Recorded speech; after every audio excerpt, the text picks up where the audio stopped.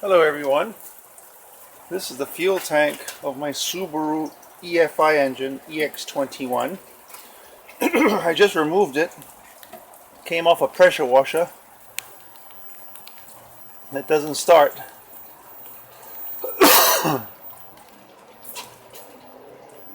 This is the throttle body, the injector,